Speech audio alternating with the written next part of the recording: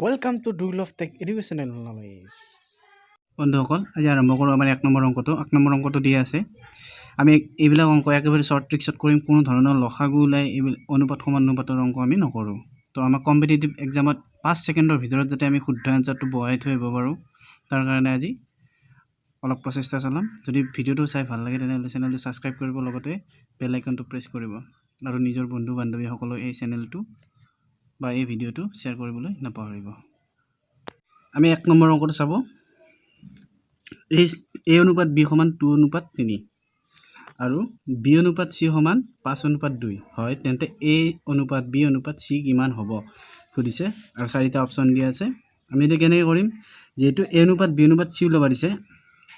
আমি প্ৰথমতে a অনুপাত b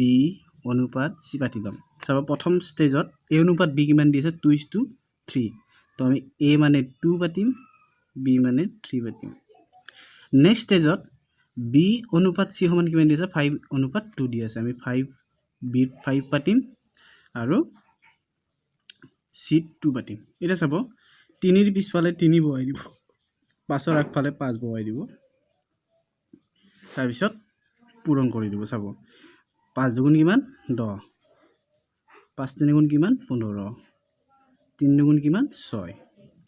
ইয়াৰ শুদ্ধ আনসাৰ হ'ব এইটো অপচন নম্বৰ b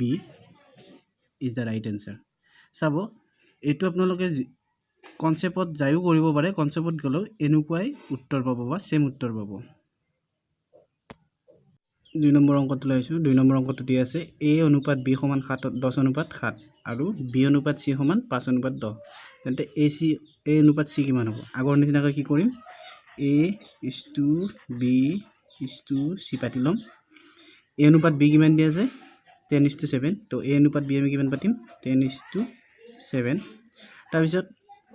b অনুপাত c কিমান দি আছে 5 অনুপাত 10 তো কি কৰিম আগৰ নিচিনা 7 ৰ পিছফালে 7 5 ৰ আগফালে 5 পাতি দিম তাৰ পিছত পূৰণ কৰি দিম 5 10 গুণ 50 আমাক 7 5 গুণ 35 আৰু 7 10 গুণ 70 এটা চাব এইটো অপচনত আছে জানো নাই আমাক কিহৰ মান লাগে a আৰু c ৰ মান লাগে h to c লাগে আমাক তো 5 আৰু